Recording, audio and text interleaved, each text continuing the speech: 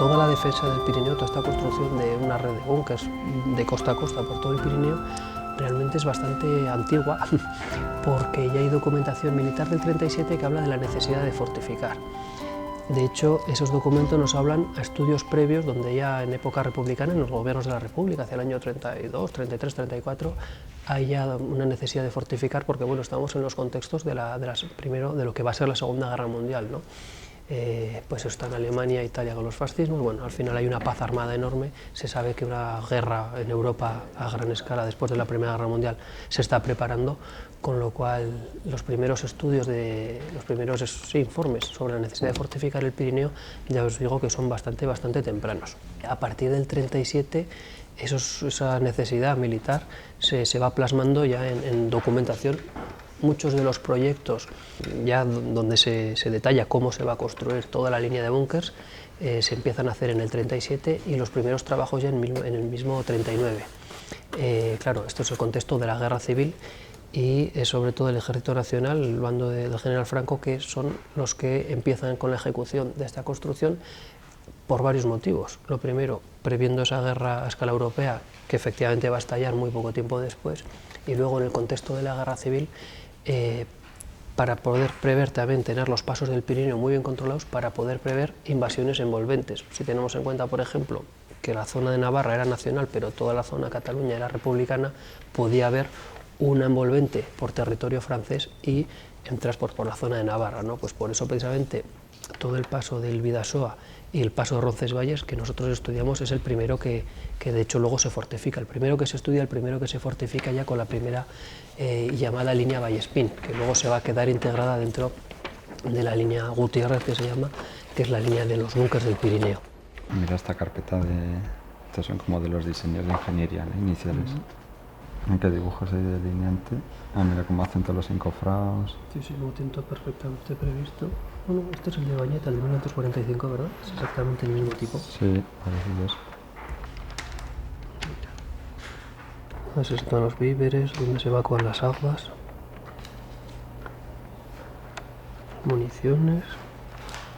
Sí, los planos son espectaculares, ¿eh? Algunos de los documentos que estamos viendo, pues lo primero que hacen para diseñar la línea también de los búnkers en los Pirineos es estudiar las otras líneas fortificadas que se llevaban al uso, la estrategia defensiva europea, como son pues, las conocidas, la línea Maginot, por ejemplo, en Francia, o la línea Siegfried, la denominada línea Siegfried en Alemania. La adaptación de las líneas europeas, ¿no?, junto con las experiencias de las guerras coloniales del Sáhara español, nos llevan a hacer la línea de los búnkers, ¿no?, de una manera diferente a las europeas a través de los ejemplos, ¿no?, y de las experiencias que se tuvieron en este tipo de guerra en el Sáhara.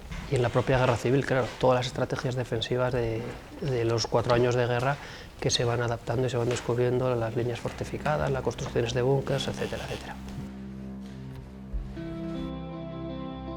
Pues aquí en el Archivo General, con toda la documentación que hemos encontrado, con la grata sorpresa de haber muchísimo más de lo que esperábamos, ¿no?, pues nos vamos a subir para Burguete y allí al alcalde y a la gente le va a gustar todo lo que hemos encontrado. Por fin le vamos a dar un poco de sentido, ¿no?, a todos estos búnkers que estamos viendo constantemente por el Pirineo, y estamos madurando la idea de hacer unas rutas donde se puedan recorrer estas zonas, porque además son precisamente, al ser estratégicas, son las zonas de dominio de paisaje, que son además sitios realmente muy bonitos, y poder dar en estas rutas un sentido, pues explicando sobre todo qué es esto de los búnkers en el Pirineo, y traduciendo toda esta documentación, que a veces es un poco ardua, de una manera sencilla y que se pueda hacer unas rutas de divulgación histórica y de memoria, que puede ser una cosa interesante.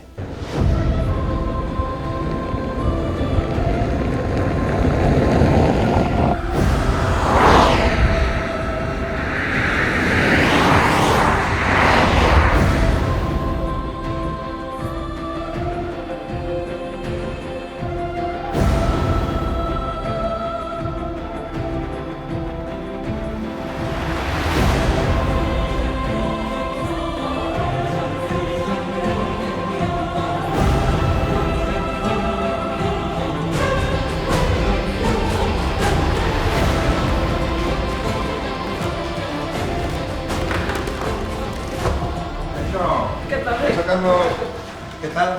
Muy bien. ¿Qué tal el viaje? Pues muy bien. Ya la vengo, oye, y con buena cosecha. ¿Cosecha productiva? Sí, hemos encontrado un montón de cosas, planos. Sí, también, cuéntale. Tenías buena razón en enviarnos porque hay un montón de cosas, la verdad. Hay mucho para documentar, ¿no? Sí. A Nico, que lo tenemos en las excavaciones ya. Nico ya se ha ido a trabajar al campo a ver búnkers, porque bueno, entre los planos que nos disteis del ayuntamiento, los que hemos conseguido, la verdad es que hay mucha cosa. Esto que forma parte ya de la primera ruta. Sí, hemos sacado los planos un poco donde van a ir todas las rutas. Entonces hemos visto primero la densidad de búnkers y todas las estructuras defensivas que hay, que son unas cuantas. Y luego muchos planos que te explican para qué servía todo, ¿no? Ajá. Pues desde líneas de tiro, claro, aquí tenemos los distintos puntos, son las tipologías de cada búnker, ¿no? De cada zona. Sí. Ya ves justo todo el paso de Ibañeta entre Roncesvalles, Astovizcar y Ibañeta. Aquí tenemos 3 hayas, tenemos también toda la zona de Mendichuri, cada centro de resistencia, ¿no? Cómo se van organizando en función de lo que luego van a ser las rutas, precisamente. Bueno, al final estamos hablando de zona fronteriza, pues eso, paso del camino, Guerra de la Independencia, línea P, paso de aves, pues un poco todo lo que... Efectivamente. Se mezclan tantas cosas en el paso que bueno, por eso es un paso, es ¿no? la justificación del Bajo Pirineo, ¿no? Efectivamente. Y la calzada romana también, o sea que al final, Eso es. para que coincidan todas esas cosas, pues se tiene que ver Efectivamente, sí, al final el propio camino te explica tantas cosas que está muy bien. datos, aparte de estadísticos, económicos, todo ese tipo de cosas. Sí. Ha Es salido, increíble porque... O sea, recursos utilizados, tanto de soldados, esclavos, los recursos económicos, Efectivamente. ha salido mucho ahí. Para tipo de recursos sí que hay mucha documentación, es precisamente eso, desde a nivel de proyecto, ¿no? Pues vamos a ver cómo vamos a hacer un búnker en concreto, cuánto nos costaría todo un centro de resistencia, un área entera, ¿no? Pues para poder multiplicar primero a nivel de proyecto y luego a nivel de ejecución. Ya, además todo perfectamente contado, desde los kilos de hierro, las toneladas de hormigón, el número de soldados o de prisioneros necesarios para ejecutar cada trabajo. Entonces, bueno, es una labor un poco ardua de ir leyendo, ir extrayendo todos los datos, pero al final, vamos, yo creo que pues, nos va a dar una idea perfecta de lo que supuso, ¿no? A nivel de materiales y con lo que era la época de la primera posguerra, lo que supuso la construcción de todo esto. Una obra Faraónica. Sí, tremenda. Buscamos el desarrollo de una línea de turismo innovadora en Pirineo Navarro, aprovechando una vez más, al igual que en otros proyectos que hemos desarrollado, vestigios bélicos de la época, en este caso de la posguerra, ¿no? De la guerra civil. Buscamos potenciar el turismo de memoria histórica, ¿no? Que es un turismo que a nivel europeo está muy de moda. Hay países como Francia o Alemania que lo tienen muy desarrollado, pues, el tema del Holocausto y tal, y aquí pues por diferentes circunstancias no se ha desarrollado suficiente. Aquí conocemos todos desde críos pues todos esos búnkers que hay por todo el Pirineo, esta gran estructura que es la gran desconocida de todo el tema de la guerra civil, ¿no? La línea de fortificación del Pirineo Occidental forma parte de una larga tradición de fortificación dentro de lo que es el Estado español y su ejército, en el que es una pequeña parte dentro de todo lo que es la fortificación del total del Pirineo. Aunque se intensifica a partir del año 44 en vistas del desarrollo de la Segunda Guerra Mundial, hay que ver las fases anteriores en las que conocemos los diferentes planes que tienen para realizar la organización defensiva del Pirineo a raíz del golpe de Estado y el desarrollo de la guerra. El propio Pirineo Occidental ya había experimentado una serie de fortificaciones en fases previas, también en relación a lo que es una frontera natural con Francia y también en relación a las guerras carlistas. Lo que ocurre es que con el contexto de la Guerra Civil Española, pues la coyuntura hace que se desarrolle en base a las nuevas necesidades. Y estas nuevas necesidades que a la altura de 1938 los militares sublevados están manejando dos hipótesis: la hipótesis francesa, una intervención del Estado francés en contra de Franco, y también lo que llaman la hipótesis roja, que es que tienen conocimiento de que hay milicianos y hay gente que al otro lado de los Pirineos puede querer hacer una incursión. Entonces también con ese contexto ellos deciden intensificar la fortificación de todo el Pirineo Occidental, en lo que al final acaba desarrollándose en el tiempo con una serie de unos 50 centros de resistencia con ese fin, ¿no? Pero no solamente priorizando lo que ocurrirá después en la Segunda Guerra Mundial, sino ya partiendo de ese contexto de la guerra civil. Cuando estamos hablando de la fortificación del Pirineo, tenemos que tener en cuenta que entre el mar Mediterráneo y el mar Cantábrico nos encontramos con 169 centros de resistencia desarrollados a lo largo del tiempo, entre los cuales nos encontramos unos 10.000 y 15.000 búnkeres construidos a lo largo de toda la fortificación. Y específicamente, de esos 169 centros de resistencia, en el caso de entre Jaizkibel y Belagua, en el caso del Pirineo Navarro, nos encontramos con un total de 52 centros de resistencia.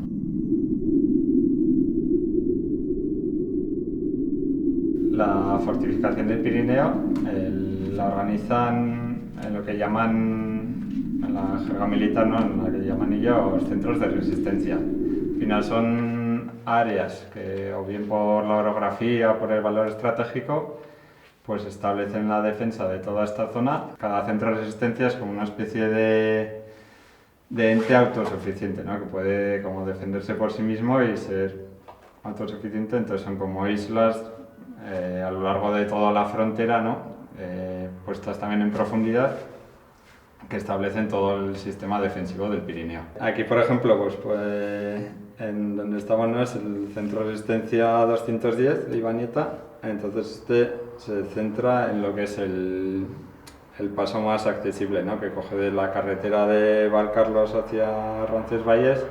Entonces es pues eso, el paso más sencillo también a través de vehículos y demás. Por eso, pues en un área muy pequeña lo que hay es una concentración bastante grande de elementos, ¿no?, desde pues, búnkeres de ametralladora, de mortero, o por ejemplo, contracarro, que es en el que estamos, que desde aquí además se ve pues, precisamente el punto más alto del puerto. Entonces pues eso, pues sí que tiene un alto valor estratégico. Federico. Hombre, ¿qué tal, Carlos? ¿Te imaginas que te pillaría por aquí? Pues aquí estamos, sí. Entre por otro lado. Vale, venga. Aquí estamos.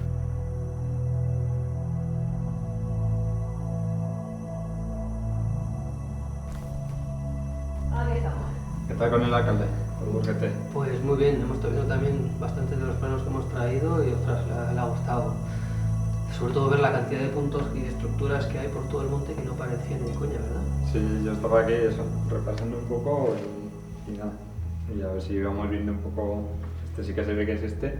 Sí. Y nada, y a ver si vamos localizando también un poco el resto. Sí. ¿Cómo se ven los sitios estratégicos que giran, eh?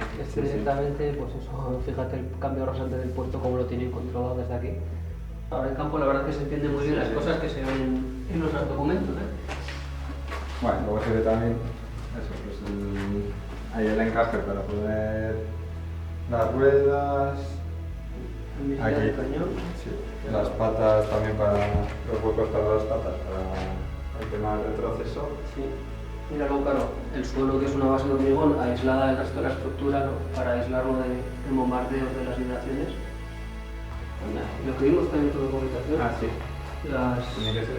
sí, los hierros para los hilos de comunicación, ¿eh? Le daba mucha importancia a la documentación, sí. Y luego aquí el cuarto para la munición. Sí. Como se ve aislado del resto, claro.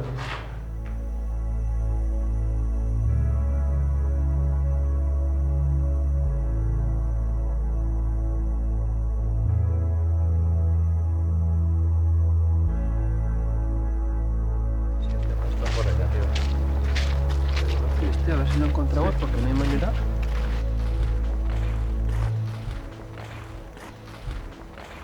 Estar por aquí. O sea, aquí me marca que estamos aquí. Mira las curvas de nivel de aquí, el camino Sí. que hemos pasado antes. Si tenemos que estar casi encima. Sí, llevamos toda la mañana con este búnker, joder. Pues no hay manera, ¿eh? Ya, ¿lo encontraremos o no? No sé, estoy desesperado ya. Sí, ¿no? Sí. A ver, ¿dónde está? Dice que está por ahí removido, ¿no? No estará hundido, ¿no? El acceso. ¿Pero eso? Buah, digamos un poco. Estoy ya muerto, me tienes que Ya. morfar. No sé, tenemos que estar encima ya, o sea, ahora o nunca. Me marca esto desde luego, pero... Sí, que miramos. ¿Qué agujero? Estaremos encima. Sí, que tiene como pórtico para entrar. Sí, se ve esto, igual. Fíjate, la rejilla de hierro remachado, esto tiene muchos años. ¿Qué será? ¿Cómo la...? ¿Se mueve? Sí, está suelta. Uy, vaya pozo. Hostia, un agujero. Te toca, ¿no? ¿Sí? Uy, ya me arrastran el de antes, Qué bien. Me parece... Tú que vas con ropa clara. Hala. Si no salgo en 10 minutos, espera otros 10. Vale. No tiene buen acceso, ¿eh? Sí. Conducción no es, tiene que ser el búnker esto, ¿eh? ¿Quieres luz? Baja bastante.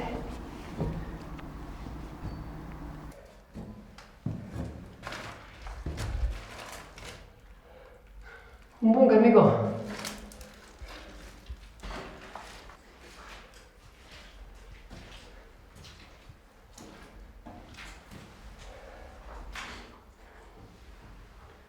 Ya ve, Nico. Hola, de hecho. Ya he hecho este cecine. Está perfectamente remozado.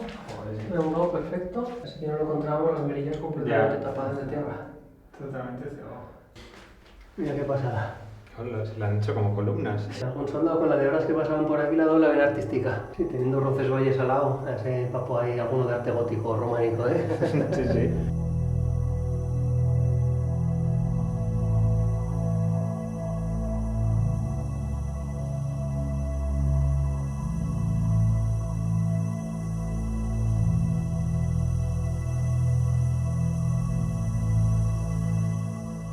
Pues este es un búnker para mortero, entonces son estructuras un poco más grandes, ¿no? Que tienen una sala subterránea para tener la munición y luego pues el espacio abierto para el mortero. Además en el 2017 en el campo de trabajo pues lo limpiamos con los chavales y algunas de las curiosidades que tiene, pues que incluso conserva parte todavía del encofrado de madera de las tablas que no los han terminado de quitar. Y además tienen escrito a lápiz, ¿no?, varios de los nombres probablemente de los soldados que participaron en la construcción. Sobre la plataforma esta circular de hormigón se colocaría un soporte de hierro móvil, que es el que tendría colocado el mortero para poder girar y realizar los diferentes ángulos de tiro.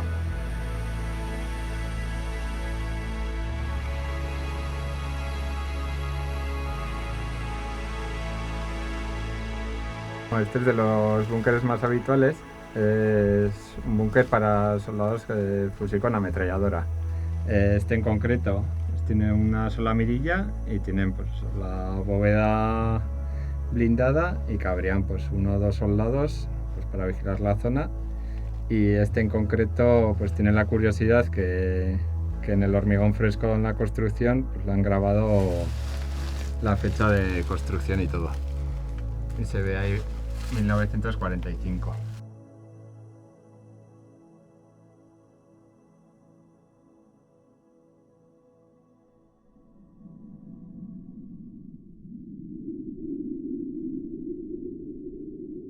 Aparte de las estructuras de los búnkeres, lo que hemos visto también que existen pues, varios cientos de metros de trincheras excavados pues, a lo largo de los distintos centros de resistencia, pues sobre todo en los espacios que quedan entre los búnkeres. Entonces al final son tramos de trincheras pues, de varios metros y que suelen rematar en un pozo de tirador, ¿no? En un pequeño círculo en el que probablemente pues, instalarían a un soldado o un grupo de soldados con ametralladora. La mayor parte del trabajo pues, fue trabajo de pico y pala, en las trincheras seguro, y en los búnkeres pues probablemente la mayor parte, aunque también hay consignado, ¿no?, en los presupuestos gasto de dinamita. Probablemente también harían voladuras para preparar un poco el terreno en lo que se llama construcción de los búnkeres. Las trincheras eran todas a pico y pala. Muchas además están excavadas directamente en la roca, con lo cual pues, sería un trabajo bastante arduo.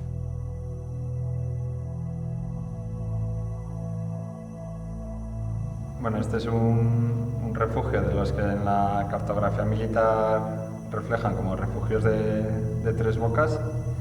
Entonces este está situado en la zona de Lepoeder y lo sitúan siempre en las laderas sur, en las zonas más protegidas pues, en caso de conflicto. En principio se utilizaban pues, para guardar pues, tanto pertrechos como poder alojar a la tropa caso de armar lo que es todo el centro de resistencia. Bueno, creo que es nada sencillo hacer esto, ¿eh? No. Mira, hasta ya se ve que han dibujado como un eje, ¿ves? ¿Así? Y unas líneas, supongo que para preparar las timbres, para intentar encofrar la bóveda o así. Para que te dé un poco de luz. Sí, que se vean raro ahí, que se ven más mal. No, este aquí. No, mira, por aquí. Claro, sí. Tiene que ser para hacer el replanteo de la bóveda, ¿no? Para hacer luego todo el encofrado. Claro, echar el hormigón para la bóveda tiene que ser una cosa complicada también, ¿eh? Sí. Igual han hecho algún agujero desde arriba o... Algo así. Podemos mirar a ver si se ve algo. Sí, alguna impronta en la parte alta, lo que Sí. sea. Bueno, esto es muy curioso porque nosotros pues, no hemos limpiado nada de este refugio y está pues, tal cual se construyó. Y pues, prácticamente el único uso que tiene ahora es pues, un poco los animales, ¿no? Los insectos, murciélagos y demás, fauna que lo utilizan pues, como si fuese una cueva.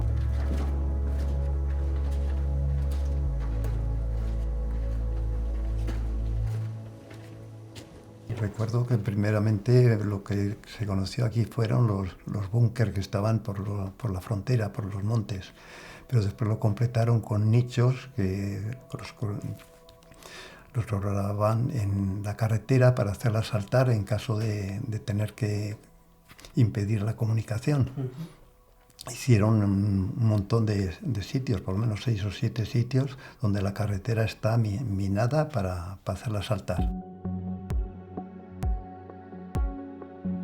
Entre los años 48 y 55, que no sé exactamente, pero aproximadamente en esos años es cuando se hicieron. Vale. Fueron los militares de ingeniería los que estaban aquí y en Borguete, desde Borguete y Valcarlos, se construyeron estos nichos. Cuando iba a la escuela hubo compañías de soldados, que esos se alojaban en las bajeras de las escuelas. Había escuela de chicas y chicos en el ayuntamiento y abajo se quedaban los soldados. Y cuando trajeron la policía armada, en aquellos tiempos que se llamaba, la Policía Nacional, ocuparon la clase de los chicos.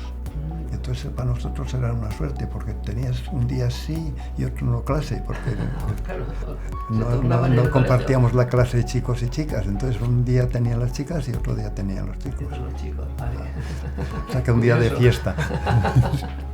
Tenemos que comprender lo que supone la presencia militar en este territorio, la transformación de aquellas localidades en las que se desarrollaron todo este tipo de trabajos de fortificación, apertura de carreteras, apertura de pistas, y lo que supuso también a la hora de focalizar en el norte peninsular muchos recursos, conllevando incluso deforestación de algunas zonas, y lo que supone también en una situación de posguerra el estar priorizando unas fortificaciones, dado un ambiente de escasez y de dificultad de suministro a la población, a una gran cantidad de construcciones que al final, a lo largo del tiempo, no tuvieron ningún uso.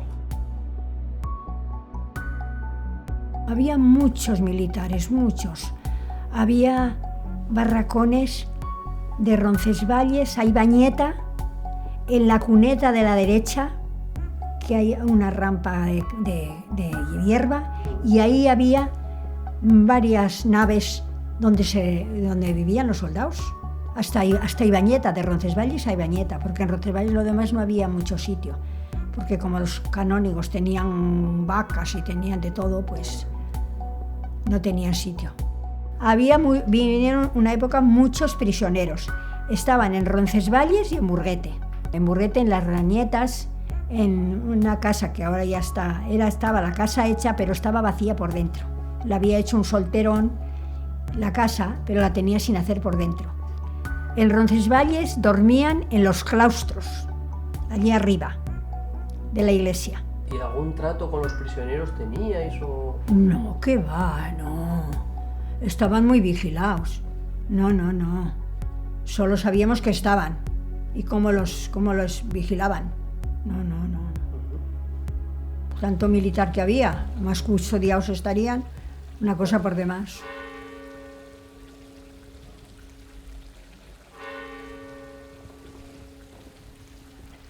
Pues aquí es donde contaba tu tía María Isabel, ¿no? Que habría estado alojado uno de los batallones. Eso es, el 129, que estuvo aquí en el claustro de Roncesvalles. Sí, en el invierno ahí del 39 al 40, ¿no? Eso es. Que estos con el 153, ¿no? Que es el que estaba en Burguete. Efectivamente. Estos son los que estuvieron sobre todo abriendo carreteras. Claro. Con los planes hemos sacado la de Mendichuli, la de Guirizu, la de Lepoeder. Sí, preparando un poco toda la infraestructura, claro, ¿no? De la, para del luego trabajo hacer todos los sucio ahí, búnkers, claro. de la fortificación.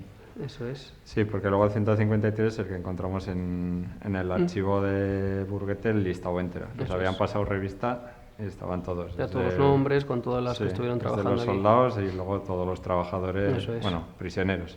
Recuerda luego el documento aquel con el estadillo de herramientas, ¿te acuerdas? Sí. Para construir todo aquello, 3.000 picos y 4.000 palas. Sí. Pues ya vemos. Ya sé qué trabajo tenía que hacer. Sí, te haces cargo lo duro que debió ser aquello.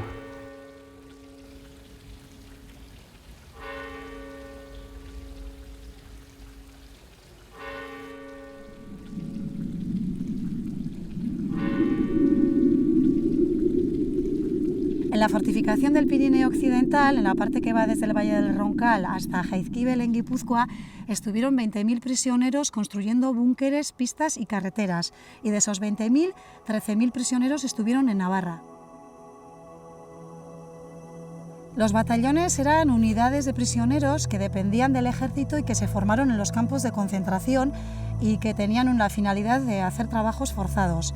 Hay que distinguir dos tipos de batallones. Por un lado, los batallones de trabajadores que se crearon durante la guerra con prisioneros que se fueron clasificados en los campos de concentración. Hubo tres tipos de prisionero. Unos fueron clasificados como afectos al régimen y se les dejó libres. Otros fueron clasificados como delito de rebelión y esos fueron juzgados militarmente y muchos de ellos condenados a muerte. Y en medio de todos ellos quedó un grupo, el de desafectos, a los que se llevaron a los batallones de trabajadores. En 1939 se disolvieron estos batallones de trabajadores y en 1940 se creó el otro tipo de batallones, los batallones disciplinarios de soldados trabajadores, a los que se enviaron a miles de jóvenes menores de 25 años porque no se les reconocía el servicio militar en el ejército de la República y ahora se les iba a obligar a hacer trabajos forzados. De nuevo fueron enviados a campos de concentración, se les volvió a clasificar como desafectos y fueron obligados a hacer trabajos forzados en todo el estado. El impacto de los batallones en los pueblos del Pirineo fue grande porque tenemos que pensar que eran pueblos pequeños y además ideológicamente la mayor parte de la gente era conservadora. Con la llegada de estos prisioneros a los pueblos quedó también patente otra de las finalidades de estos batallones, que fue la de exhibir por una parte a los vencidos y la de dejar bien claro quiénes eran las nuevas autoridades y quién era el nuevo poder.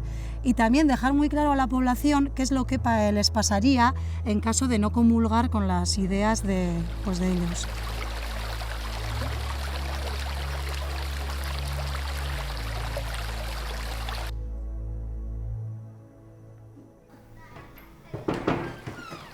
Muy buenas tardes, Hilario, ¿qué tal?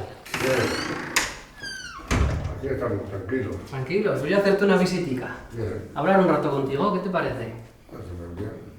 Estamos haciendo aquí un trabajo de cuando hicieron los búnkers, los soldados en el monte y... Estás majo, ¿eh? Poco trabajas tú. lo menos que puedo. Terminé yo, estaban los soldados aquí en los barracones. Estaban en Ibañeta y en Solús y en Espinal también no sé si había. Y aquí, en la Cuatropea, estaban transmisiones.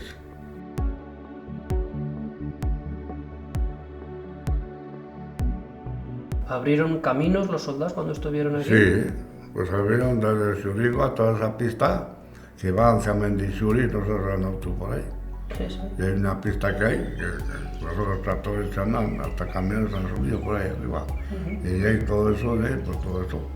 Y después también por ahí en Sarroiceta y mucho, hicieron a pico y pala. Todo a pico y pala. A todo a pico y pala, no había excavadoras ni nada entonces. Lo habrían pasado bien. Claro, a pico y pala.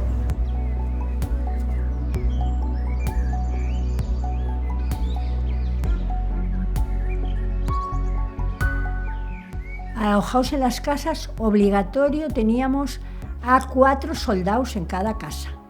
Había que ponerles la mesita con las sillas para que venían con el rancho a comerlo allí. Y comían allí y después se podían sentar junto al fuego un rato. Y lo mismo por la noche. Y ya dormían en las habitaciones y a la mañana pues ya se iban ellos al regimiento a trabajar. Y mi padre fue alcalde en aquella época y venían a veces de otros pueblos soldados con mensajes para los jefes que vivían en Burguete, y venían a casa a mi padre a pedir que les diesen un sitio para dormir. Y mi padre, a esas horas, que igual a las 11 de la noche no podía decir a nadie, le decía a mi madre, prepárales una habitación para que duerman estos chicos ahí. Luego se escaparon algunos años después a Francia, soldados. ¿Ah, sí, eh? Sí. Claro, estarían aquí En trabajando. Sorogá también hubo barracones, en Sorogá un poco, pero algunos se pasaron a Francia. Sí, había muchos que se pasaban a Francia por no ir a la milia ahí, Eurepel y todo eso. Allí hay mucha gente española. Cuando el contrabando se andaba mucho aquí. Andabas un jornal bueno. Nosotros salíamos de ahí, donde te digo yo que vivía por Navajo de Herro, a Sorbaén, a la mañana, a coger los paquetes. Y vamos de día hasta el alto del Lincoln, por los montes. Y allí hasta la Rasoaña. Jesús. Y después vuelve. Buena Pero eran 600 pesetas. Ostras. A ver, cuando ganabas entonces 600 pesetas, hace 64 años. Se pasaba puntilla y nylon. Y lingotes de todo. Y trajes de difuntos y Dios. ¿Trajes de difuntos se traían? Una vez te voy a contar que cuando vivía ahí abajo, los paquetes nos sacaban los franceses un pedazo, después los del ensayo por ahí, pues a otro pedazo así. Y nos escondimos en una cueva, ahí abajo, donde el Intrain. Nos escondimos en una cueva. Y, joder, allí a los otros días tan dejaban, con que voy yo el primero de los que íbamos, unos cuantos íbamos, 6, 8, 10, no me acuerdo. Yo entro a la cueva, me cago en 10. Empezó a decir, yo soy aquí un negro. Como una caja de difuntos. Igual iba con una caja de difuntos. ¿Y sabes que iban allí? El traje de la Marcial, del Cordobés y de todos. ¿Ah, sí? Sí, todos llevaban en trajes de esos. Pero joder, a los primeros, la hostia, ¿cómo te has aquí? Traído aquí. Joder. Sí. Pasaban por el monte los trajes de esta gente, ¿eh? Sí. Curioso. ¿Y los carabineros sabían y se callaban o estaban ahí vigilando? ¿Quién? Los carabineros del monte. Joder, vigilando, pero se escapaba como se podía. Ya, claro. Hombre, claro, siempre había uno que... Claro. Pero no, poco, no te creas.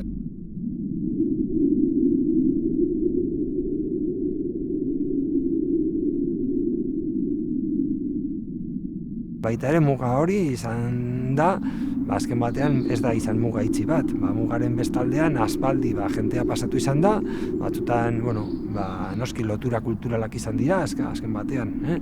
Euskara bera mintzatu da mugaren bi aldeetan, merkataritza egon da, ondare kulturala ere pasatu da, toki batetik bestera, baina bestalde batetik ere, eta ja kontestu gerra eta mugaren gotortzearen kontestu hortan, pizka bat trafiko klandestinoa ere zabaltzen da, ezta? Estraperloa alde batetik, baina gero baita ere pertsonen trafiko klandestinoa eta badugu errefuxiatuen pasabidea, ezta?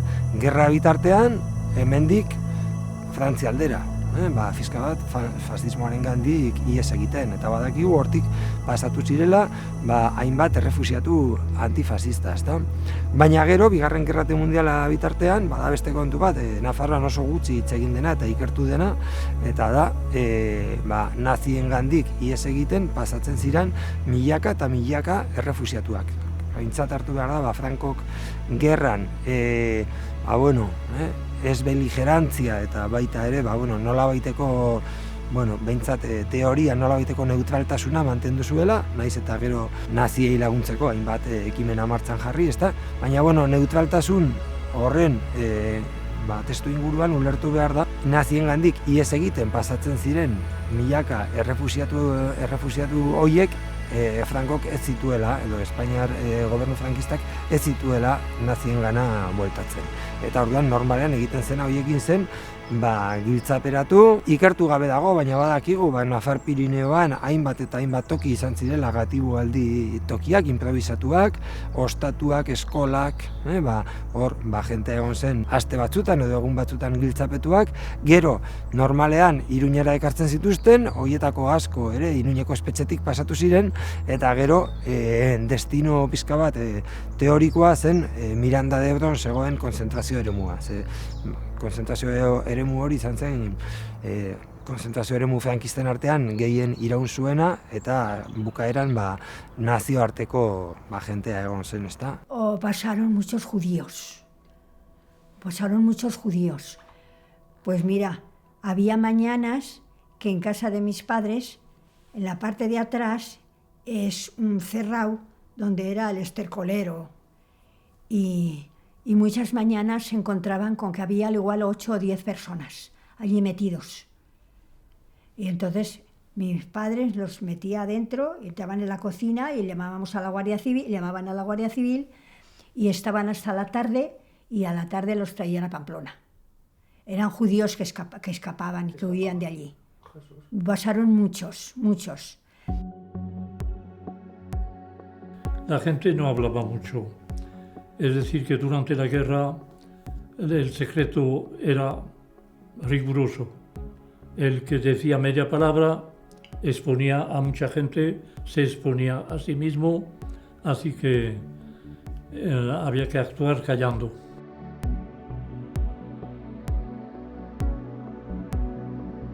Hemos ido a ver a varios testigos, los pocos que quedaban, y nos han dado su testimonio diciendo con muchos detalles cómo pasaron las cosas en aquel entonces, cómo pasaban los fugitivos por la frontera en medio de muchísimos peligros y sobre todo de los alemanes que tenían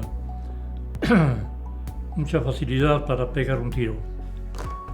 Su proyecto no era quedarse en España, era cruzar España para ir a Argelia, que entonces era francesa, y allí, como los aliados habían desembarcado en el año 42, pues se afiliaban a los regimientos aliados para luchar después en Francia. Así que era solo un paso, pero los franquistas, ¿qué hacían? Pues cuando veían a un fugitivo, lo cogían y lo llevaban a la cárcel de Pamplona o a Miranda de Ebro. En Miranda de Ebro había un campo de concentración, sí, y allí tenían que pasar varios meses en malas condiciones, pésimas, que muchos han descrito y desde luego no han guardado buen recuerdo del paso por España. Y así, y después los libraban los españoles porque América mandaba alimentos a España, trigo y así, y entonces mandaban trigo, sí, pero a cambio de la liberación de los presos. Así que al cabo de 3 meses salían, cogían el barco en un puerto del sur de España, en Málaga o algo así, y después iban a Marruecos o Argelia.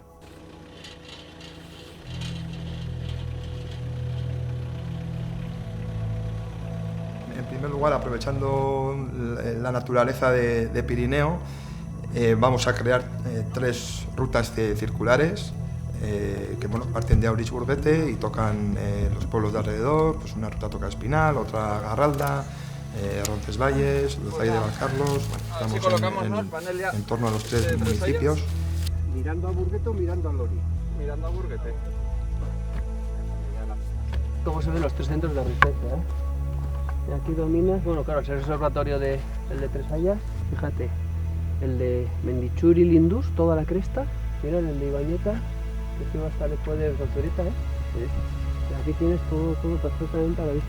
Queríamos darle un contenido que es el patrimonializar la memoria, ¿no? Al final el turismo de memoria busca crear una reflexión, es un turismo social, es una línea muy interesante, no se trata solo de documentar el pasado, sino de comprender, asumir todo lo que supuso esta creación de la línea P y pues eso, mover a la gente a despertar una conciencia social.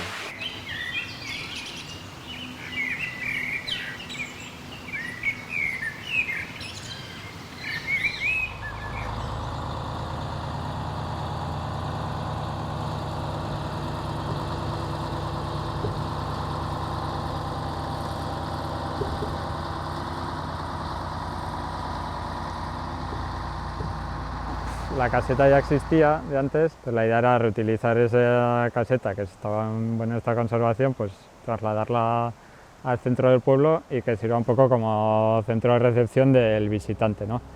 Que tenga una pequeña exposición que nos hable sobre lo que es la ruta de los búnkeres en sí, más otros contenidos culturales y turísticos que ofrezca Burguete. Entonces que sirva eso, pues como punto de acogida para el visitante, que podáis ver la información que hay, conocer un poco la base histórica de esto y a partir de ahí pues que haga las rutas que le vayan a interesar, ¿no?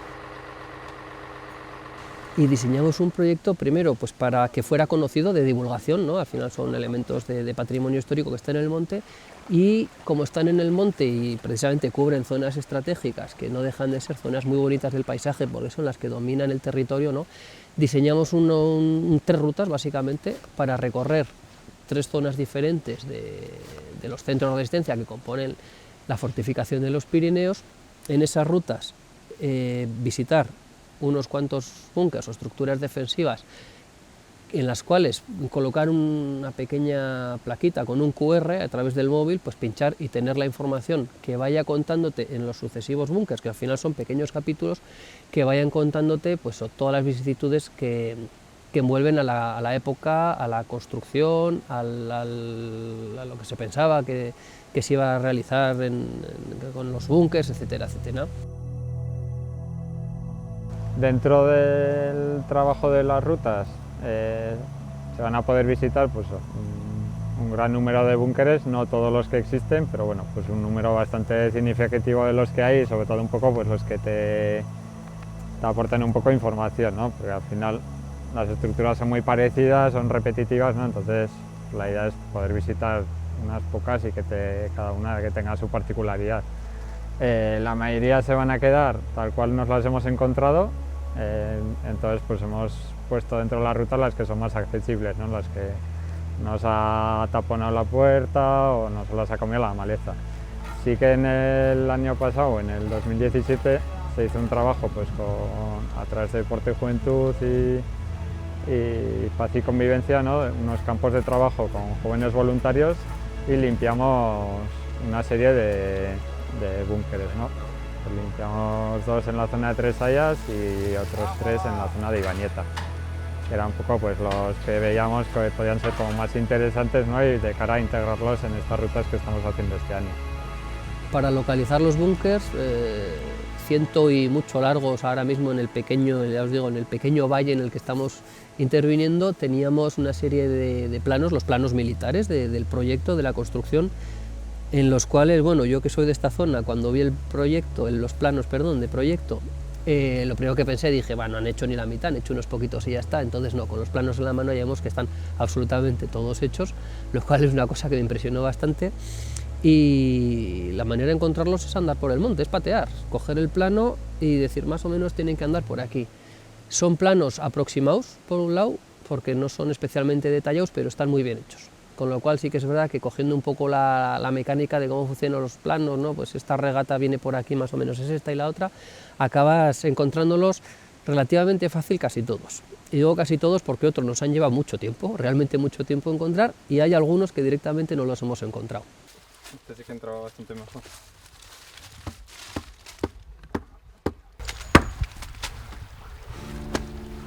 Hecho. Bueno, pues con esto ya yo creo que más o menos terminado, ¿no? Terminado, por fin. Pues sí. Conseguido. Yo creo que a la gente le gustará.